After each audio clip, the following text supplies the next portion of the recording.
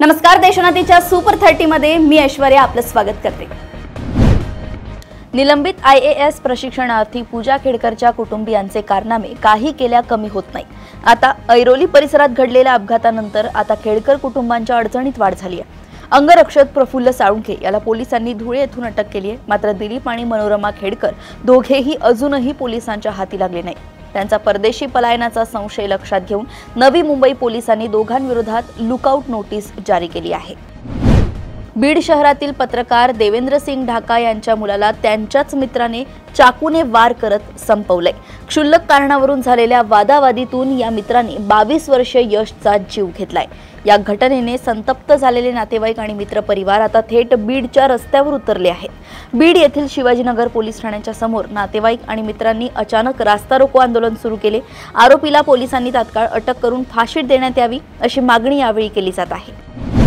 बेफाम अतिवृष्टी आणि पुरामुळे जिल्ह्यातील यावत शेतकरी मानसिकदृष्ट्या घायाळ झालेले असताना देवेंद्र फडणवीस सरकारच्या यंत्रणेने परिस्थितीचे तारतम्य न राखता शक्तीपीठसाठी जमीन मोजणीचा आणखी एक वार केलाय। मंत्री संजय राठोड गुरुवारी जिल्ह्यात आले असता प्रस्तावित महामार्ग नंतर करा, आधी शेतकऱ्यांना जगवा अशा शब्दात कार्यकर्त्यांनी त्यांना सुनावलंय। राज्यात गेल्या काही दिवसांपासून गंभीर पूरस्थिती पाहायला मिळत आहे। या पार्श्वभूमीवर राज्याचे मुख्यमंत्री देवेंद्र फडणवीस हे सध्या दिल्ली दौऱ्यावर आहे। या दौऱ्यावेळी फडणवीसांनी मोदींशी चर्चा केली। या भेटीत नेमकी काय चर्चा झाली याबद्दल फडणवीसांनी माहिती दिली आहे। यावेळी पंतप्रधानांकडून मदतीचे आश्वासन मिळाल्याचे मुख्यमंत्री म्हणाले आहेत। लाडकी बहीण योजनेचा लाभ महिला सरकारी कर्मचाऱ्यांकडूनही घेतला जात असल्याची बाब समोर आली होती। या कर्मचाऱ्यांची संख्या आता 8,000वर गेली आहे। या सर्व कर्मचाऱ्यांकडून लाडकी बहीण योजनेच्या माध्यमातून घेतलेल्या पैशांची वसुली करण्याचे आदेश वित्त विभागाने संबंधित विभागांना दिले आहेत। या कर्मचाऱ्यांकडून वसूल करण्यात येणारी रक्कम सुमारे 15 कोटींच्या घरात असून या कर्मचाऱ्यांवर शिस्तभंगाचीही कारवाई करण्यात येणार आहे। महाराष्ट्रातील बेरोजगार तरुणांसाठी एक मोठी संधी उपलब्ध झाली असून जर्मनीमध्ये 3 ते 4 लाख रोजगाराच्या संधी आहेत। यासाठी महाराष्ट्र सरकारने जर्मनीशी करार केलाय। सुरुवातीच्या टप्प्यात 10,000 तरुणांना प्रशिक्षण दिले जाईल आणि त्यानंतर 1 लाख तरुणांना जर्मनीमध्ये नोकरी मिळवून देण्याचे उद्दिष्ट आहे, अशी माहिती माजी शिक्षण मंत्री आमदार दीपक केसरकर यांनी पत्रकार परिषदेत दिली। शेतीच्या आधुनिकीकरणासाठी व शेतकऱ्यांना शासकीय योजनांचा लाभ पारदर्शक पद्धतीने मिळावा यासाठी केंद्र व राज्य शासनाने 2024 ते 25 या आर्थिक वर्षापासून सुरू केलेली ॲग्रीस्टॅक योजना श्रीवर्धन तालुक्यात रखडल्याचं समोर आलंय।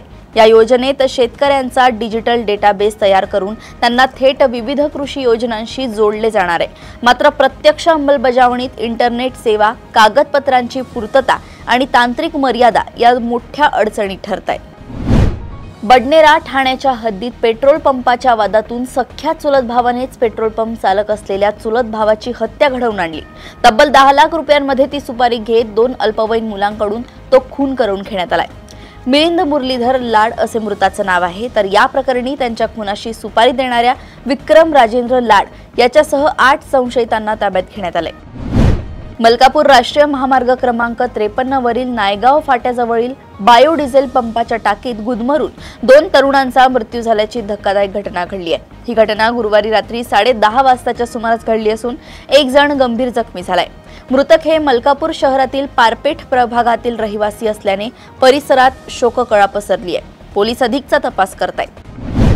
अहिल्यानगर जिल्ह्यातील सौंदाळा ग्रामपंचायतीनं विशेष ग्रामसभेत घेतलेल्या निर्णयामुळे गाव चर्चेत आलंय। गावातील सर्व मुलींच्या शिक्षणाचा संपूर्ण खर्च ग्रामपंचायत उचलणार आहे, अशी घोषणा सरपंच शरदराव आरगडे यांनी ग्रामसभेत केली।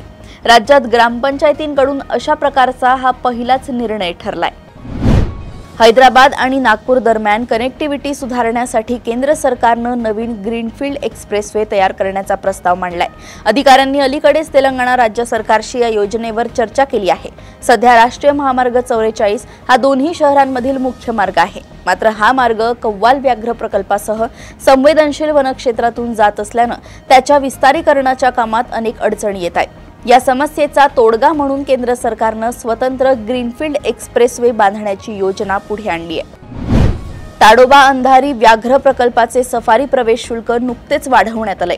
जिल्ह्यातील नागरिकांना आता शनिवार रविवारसाठी कोर झोनमधील 12,600 रुपये शुल्क मोजावे लागेल। हे शुल्क तत्काळ कमी केले नाही तर 1 ऑक्टोबर पासून तीव्र आंदोलन करू असा इशारा खासदार प्रतिभा धानोरकर यांनी वनमंत्री गणेश नाईक यांना पत्राद्वारे दिला आहे।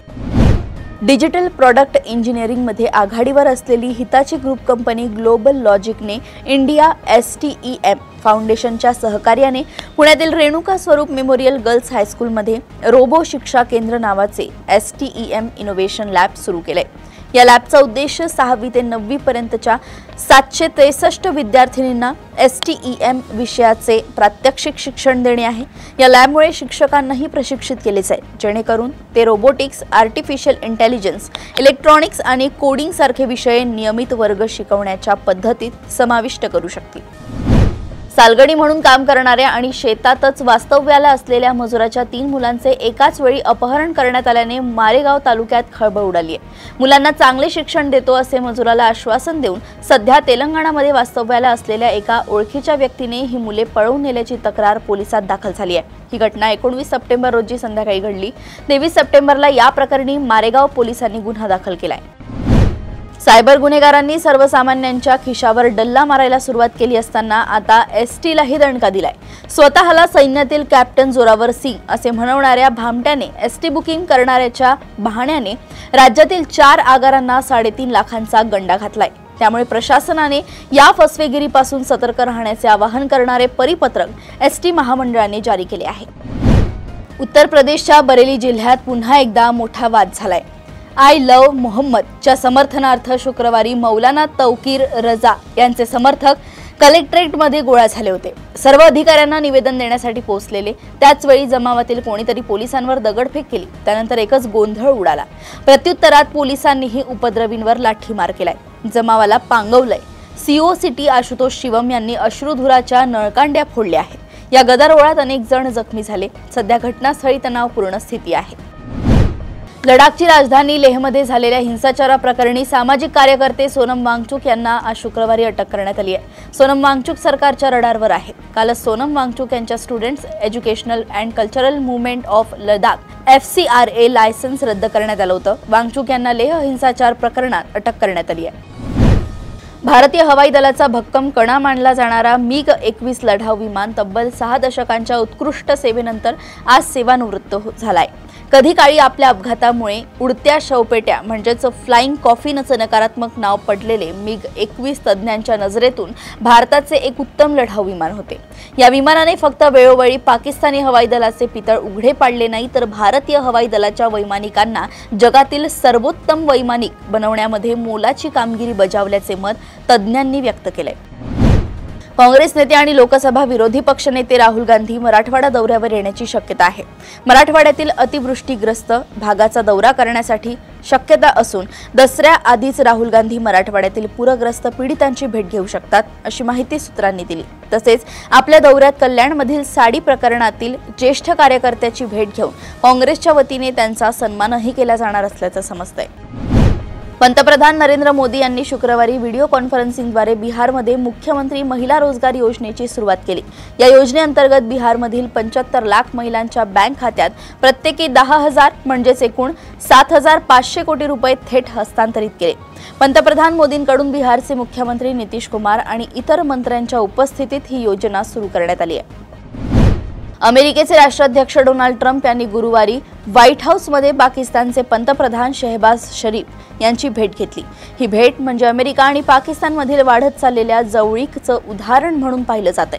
अमेरिकेचे अध्यक्ष डोनाल्ड ट्रम्प यांनी शहबाज शरीफ यांचं वर्णन महान नेते असं केलंय। सोबतच शरीफ आणि त्यांचे फील्ड मार्शल असीम मुनीर दोघंही अत्यंत उत्कृष्ट व्यक्ती असल्याचंही सांगितलंय। गेल्या काही काळापासून जगातील अनेक देशांमध्ये तणावाचं वातावरण आहे। युक्रेन रशिया युद्धाबाबत अमेरिका आणि युरोपियन देश रशियावर दबाव टाकण्याचा प्रयत्न करतायत, मात्र हे युद्ध थांबवण्याऐवजी आणखी भडकत असल्याचं दिसतंय।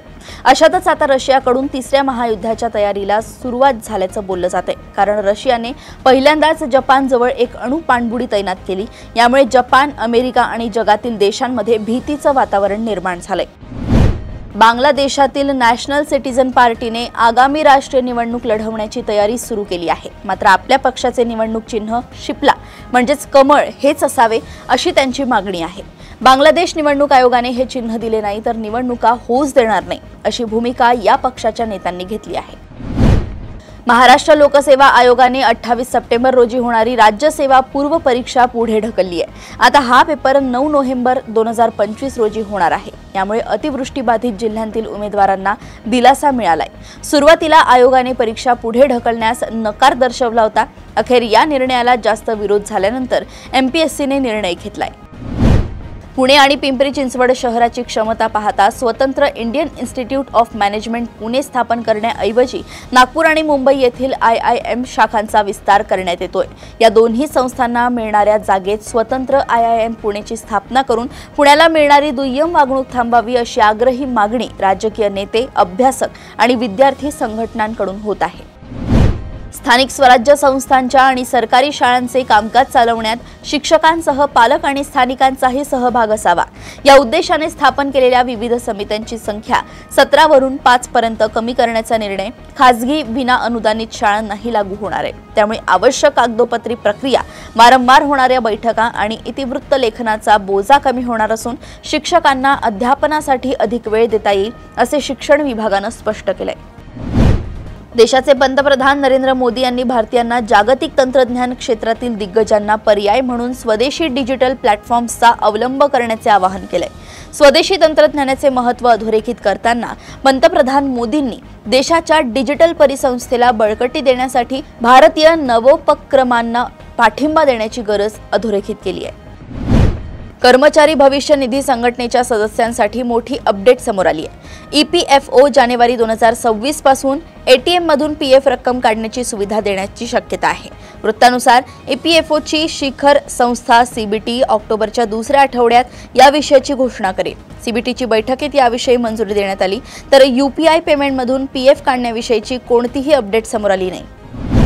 साऊथ अभिनेता पवन कल्याणचा बहुप्रतीक्षित ॲक्शन चित्रपट दे कॉल हिम OG न रिलीज झाल्यानंतर धुमाकूळ घातलाय। दरम्यान या चित्रपटाच्या माध्यमातून बॉलिवूड अभिनेता इम्रान हाशमी हा तेलुगू चित्रपट सृष्टीत पदार्पण करतोय। या चित्रपटानं पहिल्या दिवशी ॲडव्हान्स बुकिंग कलेक्शनमध्ये 100 कोटींचा टप्पा ओलांडलाय।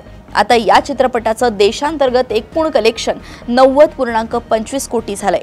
दरम्यान OGचं कलेक्शन जगभरातील 100 कोटींच्या पुढे गेलंय।